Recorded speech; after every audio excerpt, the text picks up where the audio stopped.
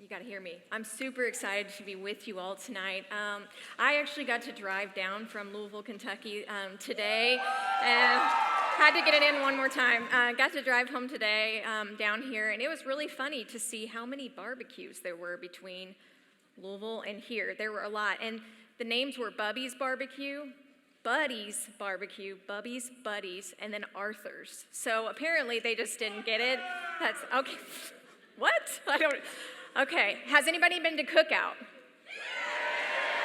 If you haven't been to Cookout, you gotta try it. It was my first experience down here. It's amazing. That's the way to go. But like I said, I am from Kansas originally, the great state of Kansas, and I went to Missouri in college. And while I was in college, my freshman year of college, I decided one weekend I wanted to go home, which didn't happen very often because there's nothing in Kansas, but I decided I wanted to go home. And on that weekend, I grabbed a few friends that were there in Kansas and said, hey, let's go to a movie because we hadn't been to a movie in a while, and the new Harry Potter was out. I don't know what it was, but it was, I love that you all cheer for so many things. It's great. The new Harry Potter was out, and so we were like, hey, let's go to the movie, let's catch up, let's see each other. But we don't want to just go to any movie theater. We haven't seen each other in a while, so we want to go to like the sports car movie theaters. See, cities have kind of your standard AMC, Regal, what are other ones? Cinemark, your standard movie theaters. But then in Kansas and in Oklahoma, there's this chain of movie theaters called the Warren Theater, okay? The Warren Theater is like the top of the top. The Warren Theater has these seats that they're like warm. You're not sure why they're warm, but they're really nice, okay? We're just gonna say they're warm for a reason. I'm not sure. But they have these beautiful, beautiful, just red carpet everywhere, curtains with every single movie just open wide up, and you see the movie. It's a whole experience. Costs a little bit more, but we wanted to go big. So we decided we're gonna go there. We head to the theater, and as we're walking in, I remember that one of my friends that was with me happened to have the last name of Warren. And so I say to my friend, how funny would it be if we convinced the workers at the theater that you're related to the owner of the Warren Theaters? To which he responded, that would be hilarious. I bet they wouldn't go for it, but that'd be so funny.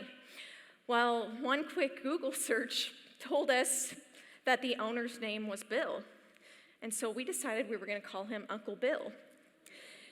And before I get any further into the story, I feel like I need to give a disclaimer to just let you know that at this point, I had no idea, hadn't even crossed my mind that this was a bad idea.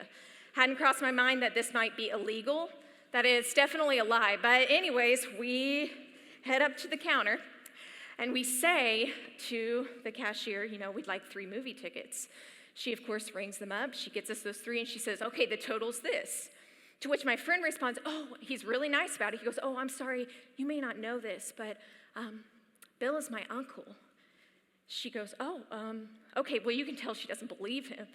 And so she goes, can you get your ID and show me that's just standard procedure? He goes, absolutely, no, totally understand. Gets out his ID, sure enough, last name Warren. So she goes and she finds her manager. Goes to her manager, she's talking to her manager in the corner. Her manager says, you can tell his demeanor kind of changes. He comes up and he's like, hey, we'd love to get you those tickets. Would you guys like any snacks? We're like, yeah, I think we would. I think we'd like some snacks. I think we'd like some popcorn. We'd like some candy. Can we get some of those ices? They're like, absolutely. We'd love to get all that for you. They start getting us all this stuff. Give it to us. And I'm not kidding. It's all free. All free. We walk into the theater. We're like, what just happened? This is incredible. I can't believe they believed it. Walk into the theater. Watch the whole movie. It's incredible. We're smiling ear to ear. It's just so much better when it's all free. We walk out of the theater, okay, we're like, I can't believe this happened. Get into the hallway, and I hear in my direction someone say, there he is. Immediately, I'm like, oh no, like they got us. We look up, and we see a different manager. He's coming straight towards my friend. The manager says one question to him. He says, is Bill your mom or your dad's brother? And I look at him, and I'm like, come clean, dude. This is over. It's not funny anymore. We're going to get in trouble. And he looks at me, looks at my other friend, looks at the manager, and says with such confidence, he's my mom's brother. The manager looks at him, and it's like he'd been waiting his entire life to have some sort of moment like this where he could catch someone in a lie. He says, "Bill doesn't have a sister. You're coming with us." Immediately, they take him into this back room. And I wish that I could tell you, because I was a freshman in college and I was a freshman in Bible college, I wish I could tell you that he was like, "Hey, I'm going to run over there, get ahead of them, say this was all my idea, it's a bad idea. Man, I just want to own this." I wish that I could tell you that that's what I did, but I didn't. I ditched him. I ran as fast as I could. I did. It's so bad. But hey, I was a freshman in Bible college. I had a long ways to go. God had a lot to do in me. And so I ditched him, run into the parking lot. Me and my other friend, they ditched too, okay? So it wasn't just me. Go into the parking lot. We wait for him. And long story short, we ended up having to pay all the money for the tickets, all the food we got, which was a ton of food, all of the candy, and my friend was banned from these theaters for life. For life. All that to say, that was definitely not something that I expected to happen. But I realized in that moment that the story we tell matters. And so the question as we end this night, as we end this entire week that I want to ask you is, what kind of story are you telling with your life? Because all week we've been talking about how Jesus has broadcast this message to us, but he not just wants to broadcast a message to us, he wants to broadcast a message through us. And we've been hearing these different parables where we hear that Jesus has come and he's sharing these parables, and it's like he's inviting us into this story. But it's not just something he wants us to hear. For many of these parables, it's an invitation to live a new way. It's an invitation that Jesus is giving to a new way of living. So tonight as we close out, I want to share with you one more story. The final story is in Luke 10:25. If you have your Bibles, you can turn there or you can follow along on the screen. It says this: "On one occasion, an expert in the law stood up to test Jesus. 'Teacher,' he asked, 'what must I do to inherit eternal life?' 'What is written in the law?' Jesus replied. 'How do you read it?' He answered, 'Love the Lord your God with all your heart, with all your soul, with all your strength, and with all your mind, and love your neighbor as yourself.' 'You have answered correctly,' Jesus replied. 'Do this and you will live.' But he wanted to justify himself. So he asked Jesus, 'And who is my neighbor?' See, the question the expert's really asking in this moment isn't just who is my neighbor. He's saying, who is my non-neighbor? He wants to know in this moment, is there anybody as I go about my everyday life that I don't have to love? Maybe he has a name or a face that comes to his mind, and he's asking, who is my neighbor? Please don't say this person. Well, Jesus, he responds with a story, which he often does in these parables. He doesn't give a black and white answer. He responds simply with a story. He says this: "A man was going down from Jerusalem to Jericho when he was attacked by robbers. They stripped him of his clothes, beat him, and went away, leaving him half dead. A priest happened to be going down the same road, and he saw the man. And when he saw the man, he passed by on the other side." So here's a photo of the Jericho Road that I want you all to see. It's about 17 miles long, and as you go on the road, there's just these huge 200, 300-foot drop-offs. Okay, so I've walked this road 2 times with over 100 college students, and it is scary, especially when college students think it's funny to trip one another on the Jericho Road.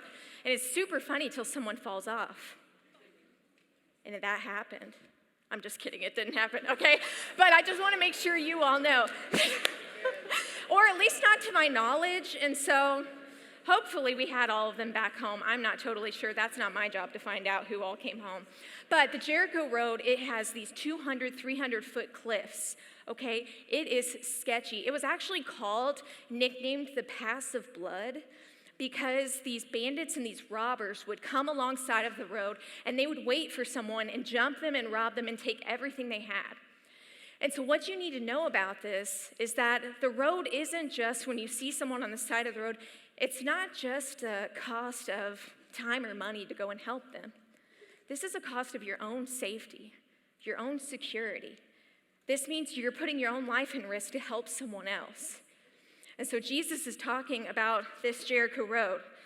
And he goes on to say, so a priest has already passed. He says, so too a Levite, when he came to the place and saw him, passed by on the other side. See, priests, they served in the temples, and they were responsible for making the sacrifices in the temples. Levites were like temple assistants. They were there to help make sure everything happened. Both of these are holy men. In this time, both of them would have been considered people who were doing the work of ministry, but they both passed by on the other side. But Jesus continues, and he says this word, but a Samaritan. And you could even stop right there, because at this moment, when the people who were hearing what Jesus had to say heard him say Samaritan, they literally would have hissed in disgust that Jesus said a Samaritan, because that's how deep their hatred went for him. It's like if you hear someone, you know someone's name, you see someone's face, then immediately your just blood starts to boil, your skin starts to rise. You just have this feeling about them, this frustration with them, this anger towards them. That's how they felt. Matter of fact, they probably would have thought that when Jesus first shared this story, the person that was left half dead on the side of the road was probably beat by a Samaritan. That's their assumption. That's how deep the hatred goes. But Jesus says, but a Samaritan, as he traveled, came where the man was. And when he saw him, he took pity on him. He went to him and bandaged his wounds, pouring on oil and wine. Then he put the man on his donkey, brought him to an inn, and took care of him. The next day he took out 2 denarii and gave them to the innkeeper. Look after him, he said, and when I return, I will reimburse you for any extra expense you may have. So a few helpful insights for you all to know at this point. It says that he poured on oil and wine. To pour on oil soothes the wounds, wine disinfects it. But a subtle thing that you often miss in this story is that oil and wine were the very things that priests and Levites used every single day in the temple. So Jesus is trying to get under their skin right now, under the skin of the Jews. He's saying, hey, this Samaritan used the things you use every single day in your worship to me, in your religious practice, the things you go to the temple and you're supposed to do for God.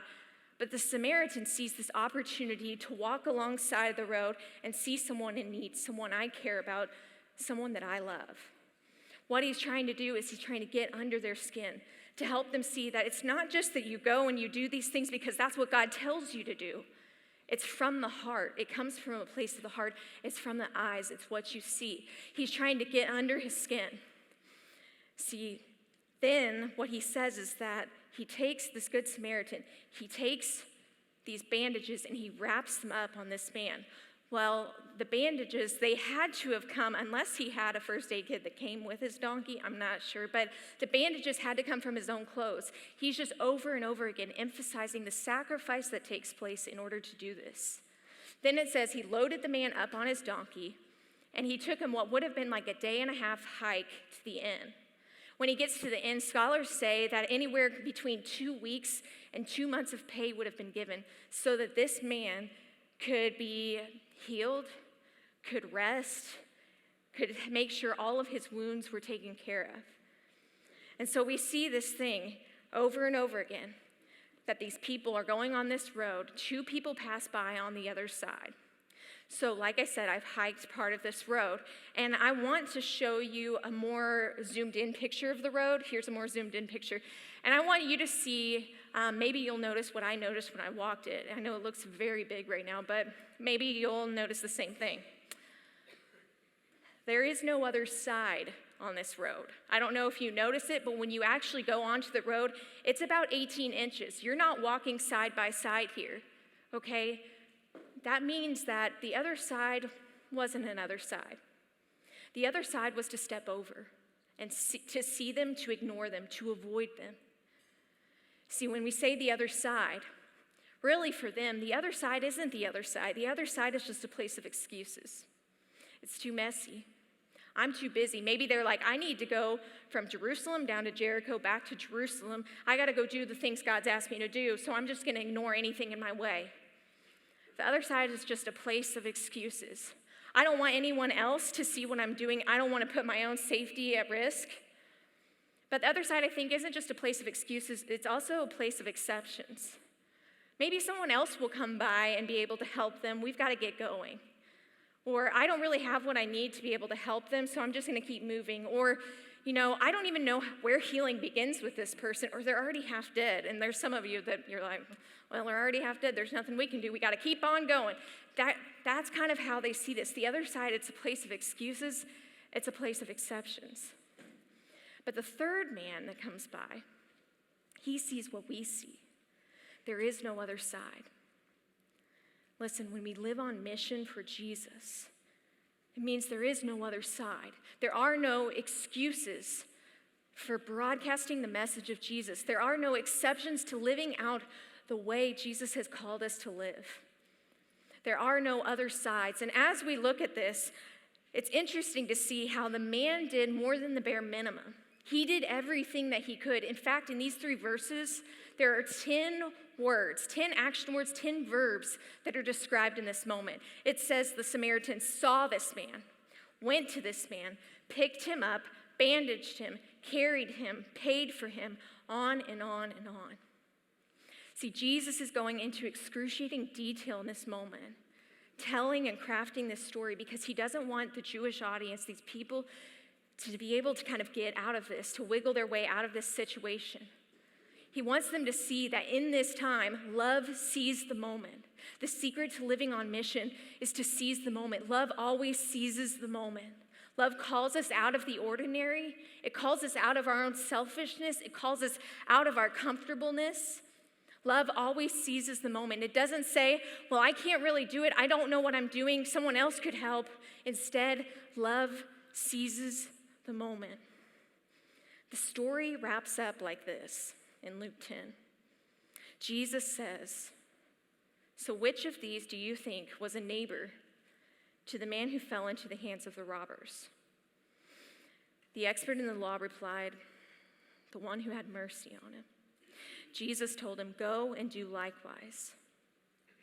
See, at this point, the lawyer, he can't even say the word Samaritan. That's how deep his hatred goes. He just says the one. In this story, Jesus redefines what neighbor is. The Samaritan, the one you hate, the person that you can't even say their name, that's who I've called you to love. That's where eternal life is found. That's what I've called you to step into. Your neighbor is the last person you want to love. Your neighbor is the person you love the least. That's what Jesus wants them to say. If I could sum up this story, this is how I would say it. A man asks, who is my neighbor? Jesus responds, who do you hate? And that's been a question, I was just talking with Jasper back here, that's been a question I've been asking as I've been writing this message. Who do I hate? And honestly, it's not really a question that I would say, I don't know if I hate anyone. But if you ask me, who do I love the least? I could probably come up with a list. I would say at the top of my list, transparently, especially it's interesting, it's on Father's Day weekend, it's my dad. And his name kept coming up in my mind over and over again as I was writing this message because my relationship with my dad is not great. I wouldn't have said that that's always been the case. My mom and my dad divorced when I was 2. I've lived my entire life with my mom. Never really had a bad relationship with my dad, just never really had one. And so growing up, I would go and visit him 1 or 2 times a year, but it was never anything more than that. And even when we would visit, we never fought, but it was more because we didn't really know each other deep enough to have any sort of argument at all. And so for me, I'm sitting here like, well, I don't think I love my dad the least. But about 3 years ago, something happened in my life that just brought up so much anger and hatred towards him that I didn't know I had. I get a call from my grandma, and she lives in the same town that he's in Oklahoma, and she calls me and she says, your dad's in jail. I need you to fly from Kentucky to Oklahoma, get him out of jail, and put him in a mental health facility. See, my dad has bipolar disorder and he's obsessive compulsive. And long story short, she said that he had gotten off his medication and he had gotten into an altercation with a police officer and landed in jail. So she says, you need to come out there, you need to get him, and you need to get this figured out. And in that moment when she called me, just so much hatred welled up in me that I didn't know was there. Because honestly, in my mind, I wish I could tell you that I had sympathy for him, because mental health is no joke. But I didn't. I was angry. I was so angry. So you want me to go to Oklahoma, and you want me to spend my time and my resources on someone who we lived in poverty because you weren't around. That's what you want me to do. You want me to go to Oklahoma, and you want me to care for the person who's never cared for me. In fact, who's made my life harder. That's what you want me to do. You want me to go to Oklahoma and be the parent for the parent I never had. And all of this anger just coming up. So immediately I'm like, I don't want to do this. But I go, not because I want to help my dad, but because my grandma is very old and I don't want her to have to deal with this. So I fly there and meet my brother. We find out where the sentencing is going to be, and we drive to the courthouse. And apparently, I don't know if this is a thing, but in Oklahoma, the courthouses are like in double-wide trailers.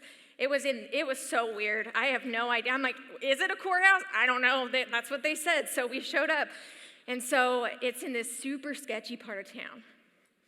Pull up to this courthouse. We go in, and they're literally busing in inmates from the downtown jail to come through this back door of the, as I'm telling this, I'm like, was I in a courthouse? I'm not sure. But busing them in this back door and bringing them before the judge to get their sentencing over and over and over again. And we probably were there for maybe 2 hours, and I'm just seeing person after person coming in, okay? And my brother and I are definitely there, probably some of the only people that are there for someone. And I'm just overwhelmed by the fact that there are so many people that are in this situation where nobody's there for them.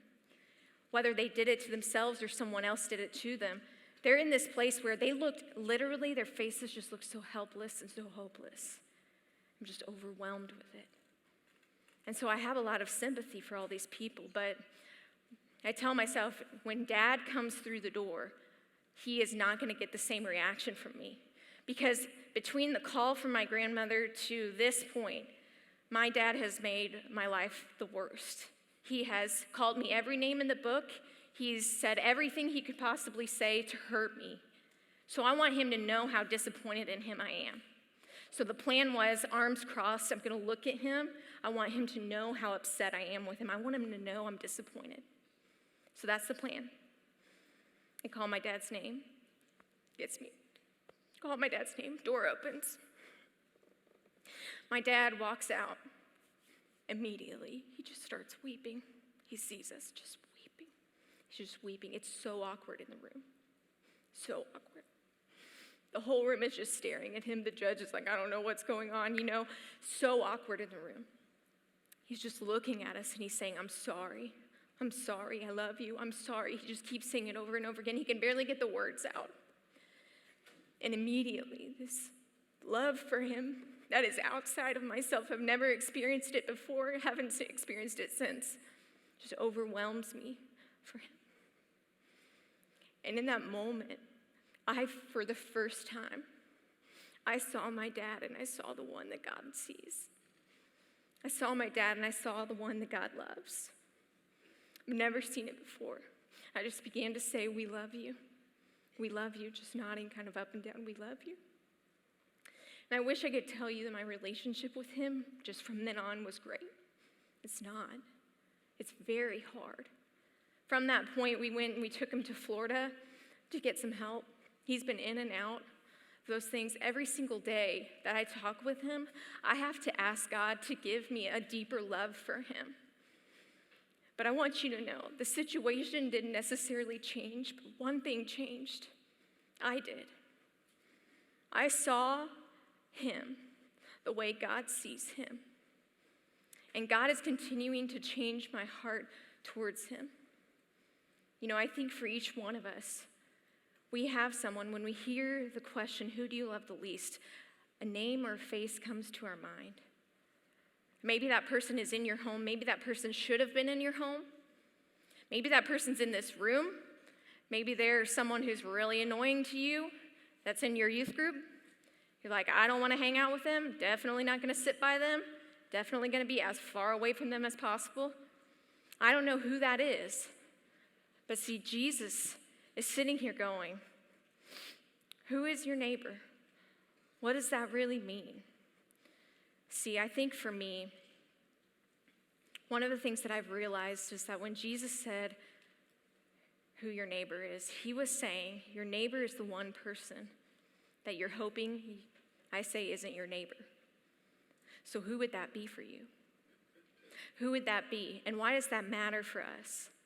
Because I don't think we understand how radical the love of Jesus is and the way that the love of Jesus builds us into a community, builds us into a community that lives on mission until we understand what it means to love the person that you love the least. Jesus was always calling us to love the people, even the fathers who abandon us, the people that we don't know anything about, the people who we want to avoid. That's who Jesus calls us to. He wants to save all of us from this mindset of, I don't want to be around that person, because here's the thing, even if that person doesn't change, even if that person just stays the same, that situation stays the same, Jesus wants to change you. And that's the reality of it. And so when we hear this story, a question we often ask is, who am I in the story? So who would you say you are in the story? I think for some of us, we'd say, well, I think I'm the Levite or the priest. Definitely, I have been kind of walking in this. Or you might say, well, I'm kind of the expert in the law, challenging Jesus, questioning it. Some of you would be like, I'm Jesus. I'm Jesus in the story. That's who I am. And we know exactly who you are. Then there's some of you who'd be like, well, I want to be the Samaritan. But listen, when Jesus tells the story, I think he wants us to realize something in this moment. You're not the priest or the Levite. You're not the Samaritan. You're not Jesus. You're not the expert in the law. No, I know who I am. I'm the person who is on the side of the road, half dead. Jesus picked me up, and he is healing me. And he's doing everything he can to heal me. That's who I am. See, when you realize who you are in the story, it changes everything about the way you broadcast the message of Jesus to everyone else. It changes everything about what you do from here. So who are you in the story? See, one of the things that Jesus says is that the world will know you are my disciples by the way you love one another. Understanding the love that Jesus has extended towards you changes the way you love one another. I think when we leave here, I know every time I've ever come to a CIY, I grew up coming to them, I leave here going, I want to change the world. I want to go out and make a difference for Jesus. And I love that. But it doesn't start out there. It starts in here. It starts with the way you love one another. It starts with the way you see one another. It starts with the way you sacrifice for one another. It starts with the way you go out of your way for one another. That's the way the world will know that you love one another. That is the way you live on mission. That's where it starts. It starts in here. See, living on mission, it means, like the Samaritan, we see each other. We go to each other. We sacrifice for each other. We do everything we can for each other. So what kind of story will you broadcast with your life? I hope it's one with a lot of action words. Let me pray for you.